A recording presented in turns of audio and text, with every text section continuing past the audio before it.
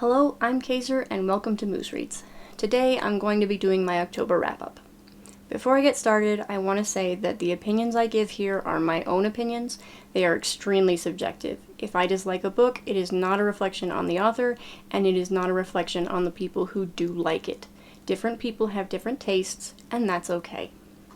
I read 7 books in October. They're all in the thumbnail for the video, but I will quickly list them and then get into some non-spoiler reviews. In October, I read A Scandal for Stratford by J.A. Rock and Lisa Henry, Thousand Autumns Volume 2 by Meng Shi, and Then There Were None by Agatha Christie, The Dreadful Tale of Prosper Redding and its sequel The Last Life of Prince Alastor by Alexandra Bracken, and The Song of Achilles by Madeline Miller. The 7th book I read was Fathers and Sons, which is the first book in the series I'm writing. So as I said, the first book I read in October was A Scandal for Stratford by J.A. Rock and Lisa Henry. It is a queer Regency romance. It's the 6th book in a series called The Lords of Bucknell Club. The description for this says, "He has all he could ask for. James Lewis, the Earl of Stratford, has precisely what he wants. A quiet existence on his family estate, a thriving horse trade that leaves him plenty of time to work on the final volume of his anonymously published opus, The Maiden Diaries, and a deeply committed, albeit unconventional, relationship with his stable master, Harold Granger. While the shy, awkward Earl can barely manage a word in London society, with Harold he can share anything. He wouldn't change a thing. Harold Granger knows what he and James risk by loving one another. James's reputation as an eccentric recluse would be twisted into something far worse if anyone learned he was carrying on an affair with a servant. Worse still, if anyone learned that Harold puts the Earl on his knees and delivers the welts and bruises James begs for. But when it's just the two of them, everything feels so perfectly right, and Harold is determined to remain a safe harbor for James, no matter what. But a storm is fast approaching. Their determination to protect each other is put to the test when James's volatile younger brother, Frederick, returns from a decade abroad nursing grudges from the past. When Frederick stumbles upon James's secrets, he sees a means to rid himself of his brother and reclaim his own place in society. His scheming forces James and Harold from their idyllic life and into a web of treachery that can only be untangled by the Bucknell Club circle, if the two of them can let themselves trust these newfound friendships the way they trust each other. In this series, at the beginning of every book, they have a little paragraph that says, in 1783, the Marriage Act Amendment was introduced in England to allow marriages between same-sex couples. This was done to strengthen the law of primogeniture and to encourage childless unions in younger sons and daughters of the peerage, as an excess of lesser heirs might prove burdensome to a thinly spread inheritance. Obviously, that's not at all how things were, but it's a nice way to be able to do a queer Regency romance without having to deal with the fact that in the actual Regency era, it was a crime to be queer. It allows us to have queer couples with all the trappings of a Regency romance without having to tiptoe around the real historical homophobia of the time. It's escapism, and it's fun. This is an adult romance, so there is sex in it. The series as a whole has a wide variety of relationships, but this one is a BDSM relationship. I've never read BDSM before, it's not generally my thing, but I did still enjoy this book. It's worth noting that Stratford is non-binary and has intense social anxiety, and the way that this is treated in the book is very gentle and pleasant to read. If that sounds appealing to you, I recommend checking this one out. Honestly, I recommend checking this series out in general. If you like queer romance and Regency romance, all of these are great. I enjoyed this book, I gave it 5 stars. It may be my favorite of the series, though I liked most of them, and I loved the last 3.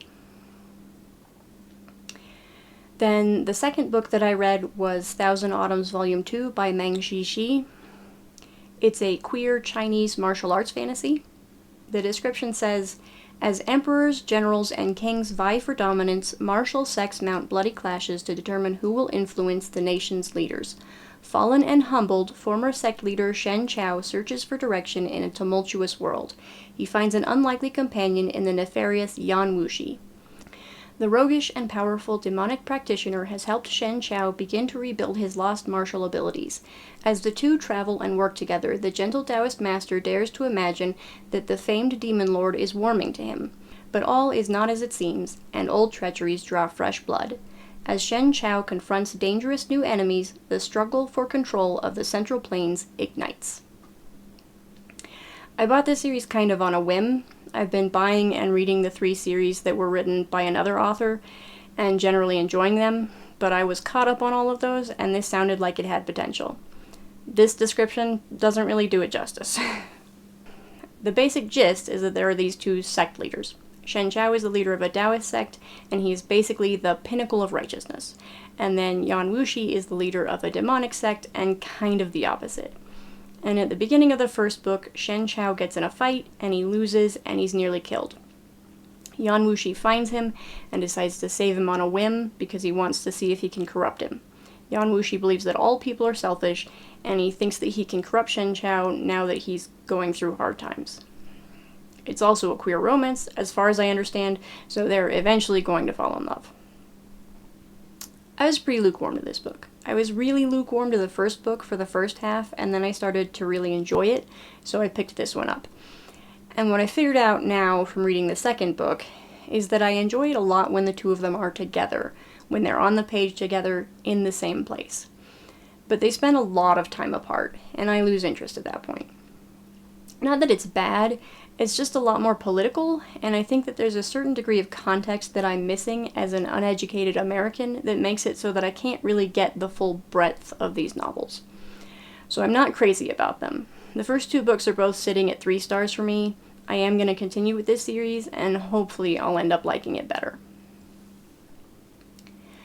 My third book was And Then There Were None by Agatha Christie. It's a mystery. As far as I know, everything Christie wrote was a mystery. The description for this says, 10 people, each with something to hide and something to fear, are invited to an isolated mansion on Soldier Island by a host who, surprisingly, fails to appear.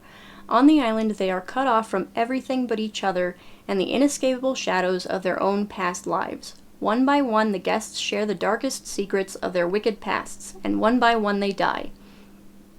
Which among them is the killer, and will any of them survive? I've been having a hard time with mysteries. I read like 2 or 3 mystery thrillers that all had the same ending, and then for the book club that I'm in, I've read 2 mysteries now, and I did not enjoy either one of them. So I was starting to wonder if maybe, despite the fact that I enjoy watching mysteries, I might just not enjoy reading them. So I thought, okay, I will read an Agatha Christie. She's the queen of mystery, so if I don't like her stuff, I'm probably not gonna like mysteries. And I picked up And Then There Were None because it was one that I had heard of and one that I didn't know how it ended. I also looked up a video by Books Like Whoa. She really likes Agatha Christie, and she had a ranking video where she tried to be objective about the rankings and said that And Then There Were None was the best. Besides that, it's not part of a series, not a Miss Marple or a Poirot, so I thought that this was a good place to jump in and give it a shot. I did not enjoy this book. I gave it 3 stars. It was fine. I didn't like the ending. It was kind of disappointing to me. And I do think I will be avoiding mysteries for the foreseeable future. There's not much else for me to say about it without a whole lot more detail and spoilers, so it was fine. I didn't enjoy it. Next, I read The Dreadful Tale of Prosper Redding by Alexandra Bracken, and then followed it up with The Last Life of Prince Alastor. It's a duology, so I read both of them back to back. They are middle-grade paranormal fantasies. The description for The Dreadful Tale of Prosper Redding says, Prosper Redding is the only unexceptional member of his very successful family. That is, until he discovers a demon living inside him. Turns out, Prosper's great-great-great-great-great-something grandfather made and then broke a contract with a malefactor, a demon who exchanges fortune for eternal servitude. Now Alastor, the malefactor, has reawakened and is intent on destroying the Redding fortune, unless they can kill him in the body he inhabits, which... Oh, wait, that's Prosper. And why is his grandmother coming at him with a silver blade? In danger from both the demon trying to take over his soul and the family that would rather protect their fortune than their own kin, Prosper narrowly escapes with the help of his long-lost uncle Barnabas and Barnabas's daughter Nell, a witch in training. According to Barnabas and Nell, they have only days to break the family curse and find a way to banish Alastor back to the demon realm. Until then, Prosper has to deal with Alastor's vengeful mutterings inside his head, not to mention his nasty habit of snacking on spiders. And every night, Alastor's control over his body grows stronger. As the deadline to the curse draws nearer, Prosper and Nell realize that there's more at stake than just the Redding family fortune, that there might be something else out there, something worse than Alastor, that could destroy the balance between the human and demon realms and change the world as they know it forever. I think I gave this one 3 stars. It was okay. It had a lot of problems. The biggest problem was that there was a twist at the end that recontextualized some things at the beginning in a way that negatively impacted the entire story. Additionally, Prosper, the protagonist, was kind of useless in his own story. I had a lot of other nitpicks. They're too long to go into here, and a lot of them are spoilers. But I wouldn't recommend this book. I'm not going to read a synopsis for The Last Life of Prince Alastor because it contains spoilers for the first book. I wasn't really excited to read the second book. There was one element that they mentioned briefly, and I thought I knew where it was going, and I wanted to see if I was right. It's not a great reason to read a book, but that's the reason I read this one. I was wrong, incidentally, but only a little. I did not enjoy the second one very much at all. It took me forever to read it because I was not having fun. There's really not much I can say about this without spoilers. I will say that a whole lot of stuff at the end just annoyed the ever-loving shit out of me. And I gave that 2 stars.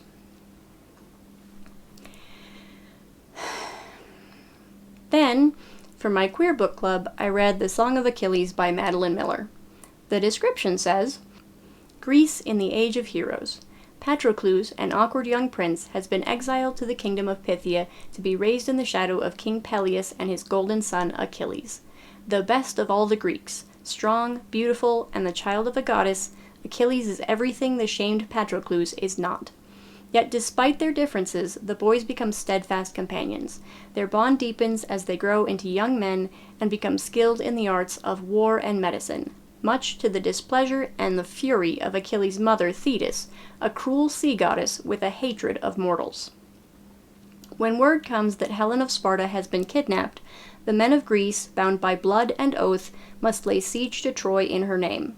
Seduced by the promise of a glorious destiny, Achilles joins their cause, and, torn between love and fear for his friend, Patroclus follows. Little do they know that the fates will test them both as never before and demand a terrible sacrifice. If you know anything about the Iliad, you know how this story ends. It was very well written, the characters were very believable, I adored Patroclus.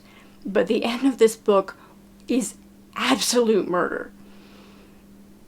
So I did not enjoy it. I would never read it again. I would only ever suggest it to people who do not mind tragedy, because it is a tragedy. I don't like tragedies. I had, at some point, thought I was going to read this. I'd heard nothing but praise for it, and I was curious. But I think if I had ever actually made a solid decision to read this on my own, I would have eventually realized that I knew how it ended and would not enjoy it. And then I wouldn't have read it. But because it's for my book club, I did read it. It was a very good book, and I hated it so much. I didn't rate this one. I didn't know how to rate this one. Like I said, it was a very good book. Aside from the fact that I just cannot stand an unhappy ending, it would have been 5 stars. But because I hate unhappy endings so much, I hated this. It made me miserable. It honestly left me feeling incredibly depressed for the rest of the day. So I didn't like it. But if that sort of thing doesn't bother you, absolutely wonderful book. Check it out. And then the last book that I read in October was the first book in my own series. The series is tentatively called The Bond and the Breaking, and the first book is currently titled Fathers and Sons. Obviously, since it isn't published, nobody can read it, but all the same, I'll go ahead and read a brief description I wrote up. This is probably not the final description, but it'll do for now. And that is, As a child, Callus was kidnapped and tortured by the dark mage Marit. At the last minute, his father saved him, but not before Marit nearly killed him in an attempt to steal his power. Since then, he has struggled to live up to the reputation of his famous father and genius mother, an impossible task for a boy with almost no magic left. After nearly a decade of disappointment, Callus has been exiled to the Tower, a makeshift school for mages that nobody wants. Callus is nervous about his new home, but things will only get worse when he comes face to face with his kidnapper's son. Now the two boys will have to navigate their relationship in the face of a complicated history and find a way to live their own lives beyond the shadow of their fathers. The reason I read this in October was that I was going to be attending an editing session with a writing group I'm in, and I needed to bring in a number of pages. Like 4 months ago, I rewrote the prologue for this book because the prologue that I had initially was a lot of telling, and it didn't do what I needed it to do. So I rewrote it. And I wanted to get feedback on the revised prologue and first chapter at the event, but I realized that the first chapter was missing some information that it needed that had initially been in the prologue. So I needed to edit that, and because I was editing it, I reread the first chapter. Unlike apparently most people in the world, I like my books. I don't know that they're necessarily good to anybody else. I've gotten positive feedback so far, but my writing group has only heard pieces, and the two people who have read the first book are family, so it's hard to be sure praise is genuine. But I enjoy them. I wrote them because they were stories I wanted to read. So I read the first chapter, and having read the first chapter, I wanted to read the next chapter, and then the next chapter, and so I just read the whole book. I'm not going to rate this because obviously I'm incredibly biased, but I had fun. And that was the 7 books I read in October. If you liked this video, please check out more in the future. I intend to post longer reviews for each of these, so if you'd like to hear more of what I have to say about them, look forward to those. Thank you for watching this video. Bye!